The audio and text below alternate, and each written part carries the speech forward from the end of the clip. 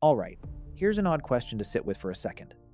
We drink milk from cows, we drink milk from goats, and plenty of people drink milk from sheep. Humans have even worked out how to milk camels, yaks, water buffalo, and reindeer. So, why not pigs? Pigs are mammals. They make milk. That milk contains fat, protein, sugar, essentially everything you'd expect to find in milk from any mammal. So, what's actually holding us back? Why did humans take one look at a cow and decide, yes, we're milking that, then take one look at a pig and decide, absolutely not? And the reason has almost nothing to do with whether pig milk is safe to drink. It has everything to do with the animal itself. Pigs absolutely do produce milk, and in respectable quantities at that. A mother pig, called a sow, generates a genuinely surprising volume for her piglets across a single nursing cycle, easily enough to satisfy a hungry, growing litter. But there's one enormous obstacle standing between that milk and your refrigerator. You can't easily get it out of her. That might sound like a minor inconvenience. It isn't. Think about how a cow is built. A cow carries one large udder with 4 teats that sit conveniently within reach. You can stand beside her, attach a milking machine, and draw out liters in a matter of minutes. A sow is built in a completely different way, almost as if evolution had a different animal entirely in mind. Rather than one central udder, she has somewhere between 12 and 14 individual mammary glands arranged in 2 long rows running down her belly, each one equipped with its own small, independent teat. Instead of one single accessible storage tank, she has more than a dozen separate outlets scattered across the entire length of her underside. And here's the part that really matters. The part that explains almost everything else in this story. That milk isn't just sitting there in some passive reservoir, waiting patiently for someone to come along and collect it. Piglets trigger the release themselves through vigorous nursing, stimulating the teat and setting off a hormonal reflex that causes the sow to eject milk in short, synchronized bursts, typically lasting somewhere around 15 to 20 seconds at a time, spaced roughly 45 minutes to an hour apart. The entire system is built around one very specific scenario. An entire litter of hungry piglets attacking every teat simultaneously. The instant that window opens, not a single human standing patiently beside her with a bucket. Each piglet claims a particular teat and defends it, establishing what researchers who study pig behavior call a fixed nursing order. And the whole herd nurses together in a tight, synchronized burst that's over almost as quickly as it began. For a farmer hoping to collect milk by hand or machine, that timing is a genuine nightmare. You'd need to catch a 15-second window that fires unpredictably from more than a dozen small outlets at once on an animal that isn't cooperating. Compare that to a dairy cow whose milk ejection reflex, once triggered, keeps the udder flowing steadily for several minutes at a stretch. Plenty of time to attach equipment, position a bucket, or simply sit down and get to work. A sow gives you a blink, and then the window slams shut until the next nursing cycle rolls around roughly an hour later. Even veterinary researchers who study swine lactation describe the letdown as almost comically brief compared with cattle, sheep, or goats, all of which sustain milk flow long enough to make manual or mechanical collection genuinely practical. If discovering that your morning bacon's mother runs on a 15-second dairy schedule surprised you, stick around, because the story only gets stranger from here. And if you enjoy this kind of dig into the strange biology hiding behind everyday food, go ahead and subscribe now. Even if you solved the timing problem, you'd still run into quantity. A modern dairy cow, a Holstein specifically, can produce somewhere in the neighborhood of 9,000 liters of milk across a single, roughly 10-month lactation, far more than any single calf could possibly drink, and that number has climbed steadily over the past century, as breeders selected specifically for higher output.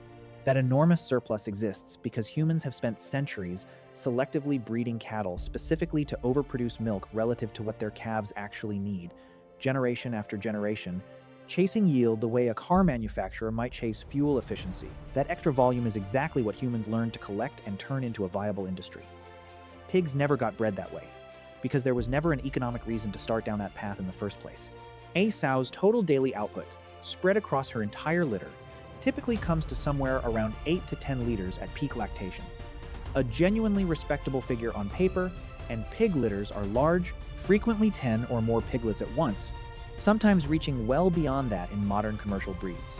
Those piglets are remarkably efficient at consuming essentially everything their mother produces in real time, competing aggressively for access the moment each brief letdown begins. There's no meaningful surplus left over waiting for a human to intercept, and that single difference changes the entire economic calculation from the ground up. So why did cows become the default dairy animal in the first place? because cows happen to check nearly every box the job requires. They're large, relatively calm, capable of living on grass and other cheap fibrous plants, easy to manage in herds, and their udders sit right there in the open, practically advertising themselves. They produce enormous volumes of milk, and, critically, you don't have to kill a cow to get any of it. You can milk the same animal daily for months, breed her again, and keep the cycle running indefinitely. That's an extraordinary economic arrangement, a renewable food source from a single animal that keeps paying dividends year after year without ever requiring a trip to the butcher. Now try applying that same model to pigs. Pigs are intelligent, strong, fast, and not remotely interested in cooperating with a human's morning milking routine. A large sow guarding a fresh litter can become genuinely dangerous if she feels threatened or stressed, capable of inflicting serious injury on anyone she perceives as a threat to her piglets, which makes the idea of a farmer crouching beside her twice a day considerably less appealing than it sounds on paper. And even a successful collection effort, assuming you somehow solved both the timing problem and the safety problem, would still leave you with a fraction of what a dairy cow hands over willingly and without complaint.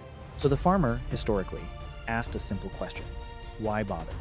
And humans have always been remarkably good at answering that particular question honestly. We don't just ask whether something can be eaten or extracted. We ask whether it can be produced cheaply, safely, and reliably at real scale, generation after generation, without constant risk to the person doing the collecting. That's exactly where pigs lose the argument, decisively and on nearly every measurable front. There's another layer to this worth digging into, because pig milk itself is genuinely different in composition, not merely harder to access. Milk composition varies significantly across species, shaped almost entirely by how quickly that species' offspring need to grow and how vulnerable they are in the meantime. Pig milk runs notably rich in fat and protein, since piglets are under intense biological pressure to grow fast, often doubling their birth weight within roughly a week and reaching several times their birth weight within a single month.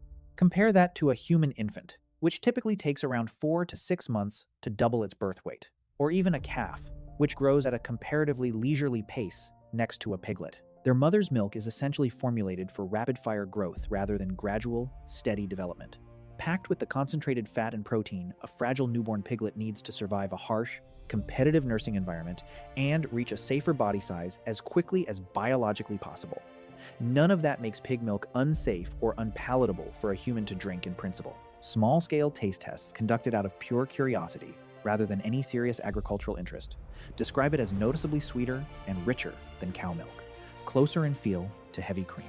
It simply makes pig milk a different product entirely, engineered by evolution for a completely different purpose than the milk humans happen to grow accustomed to drinking over thousands of years. It's worth pausing here on something important. Humans didn't start drinking cow milk because cow milk happened to be biologically tailored for the human body. Plenty of adult humans, in fact, struggle to digest lactose at all. And researchers estimate that a majority of adults worldwide have at least some degree of reduced lactase production once they pass early childhood. We drink cow milk anyway, not because our bodies were designed for it, but because humans developed the technology, patience, and cultural infrastructure needed to exploit cattle specifically, and because certain populations, particularly across parts of Europe and East Africa, independently evolved genetic mutations allowing lactase production to continue into adulthood, a trait geneticists sometimes call lactase persistence.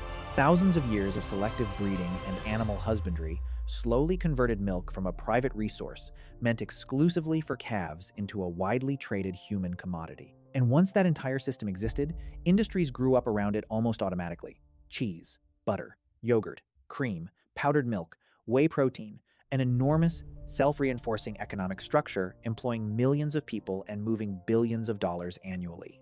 Once an industry reaches that scale, it becomes extraordinarily difficult for a completely different animal to muscle its way in and compete on cost, infrastructure, or consumer familiarity.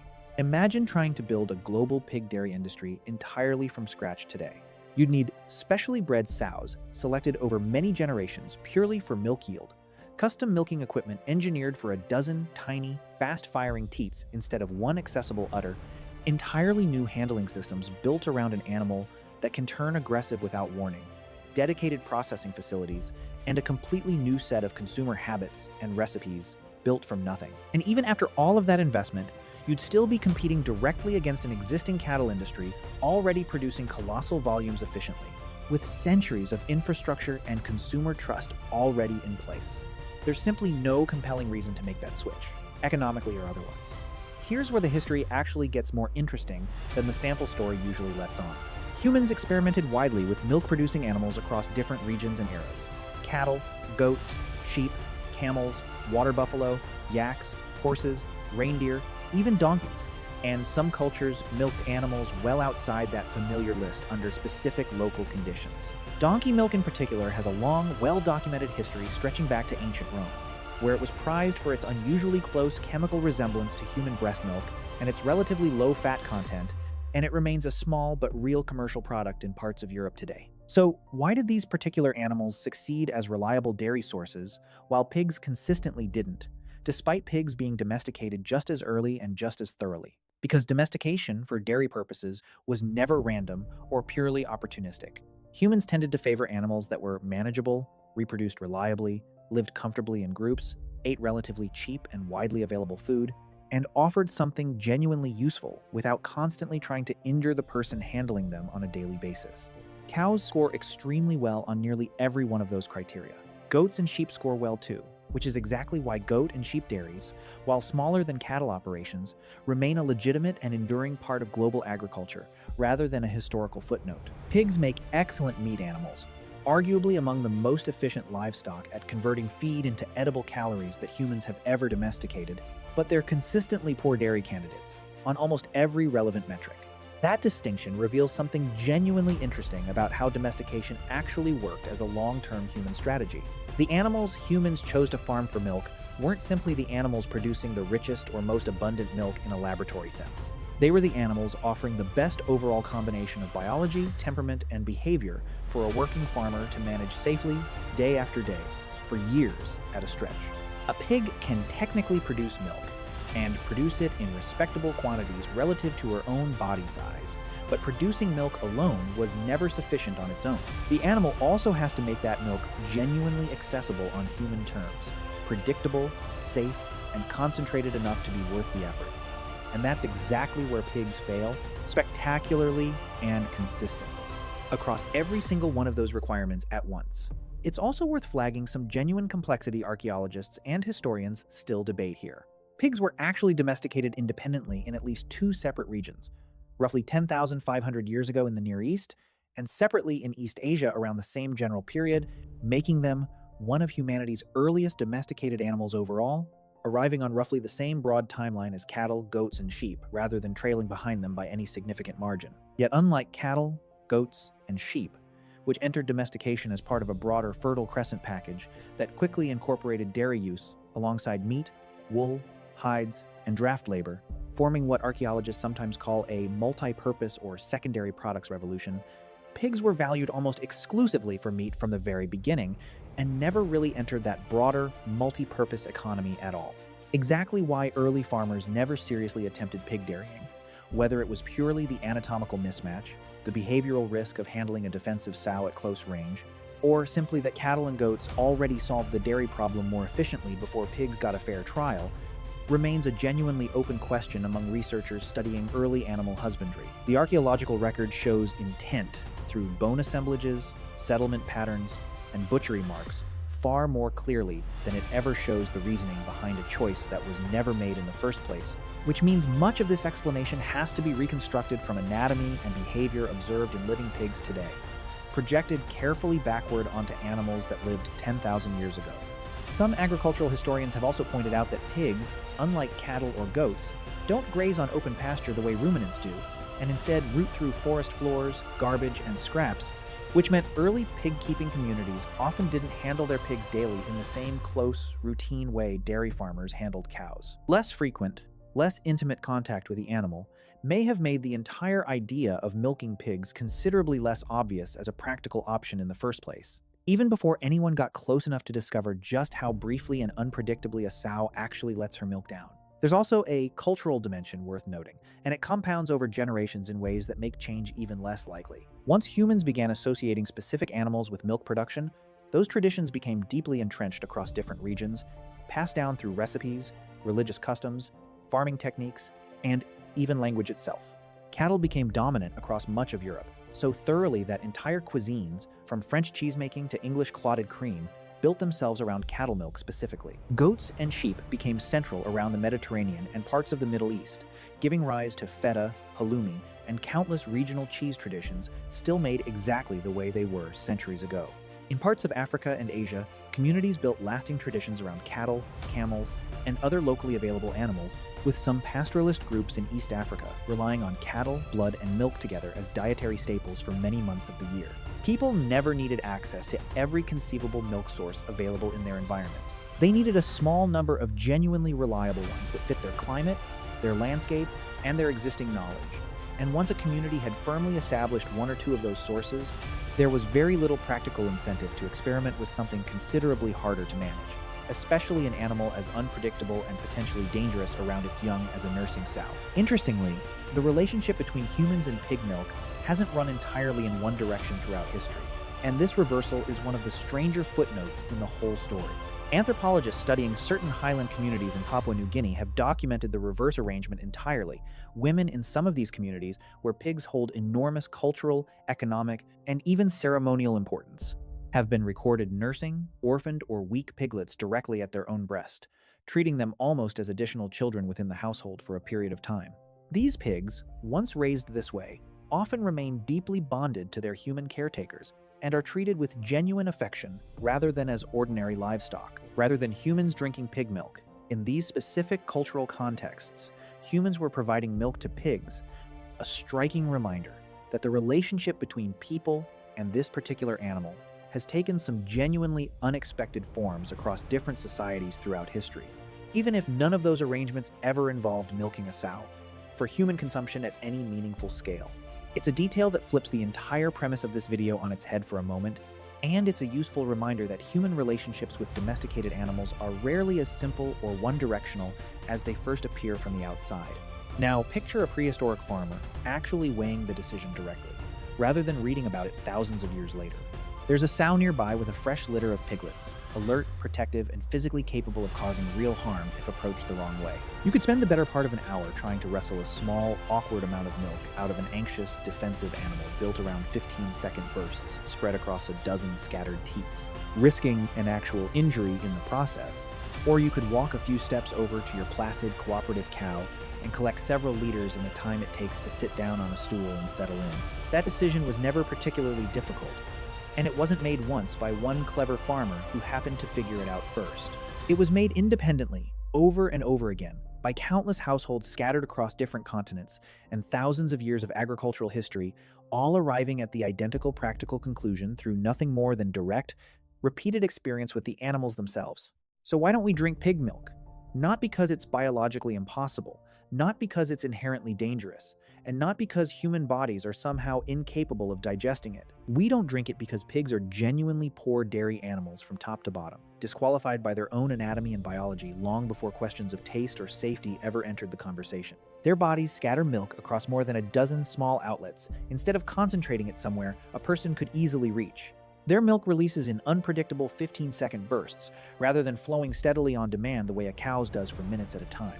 Their large litters consume nearly everything their mothers produce in real time, leaving almost no usable surplus behind for a farmer to collect. And pigs remain far more economically valuable to humans as an efficient, fast-growing source of meat than they could ever realistically become as a dairy animal, a calculation that held true for early farmers just as firmly as it holds true for agricultural economists today. Cows, meanwhile, represent almost the exact opposite case.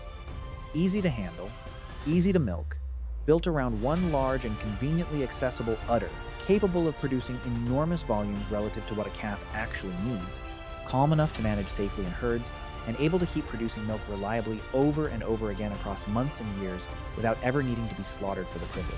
Humans didn't examine every mammal on the planet in some deliberate survey and arbitrarily settle on cattle as the winner.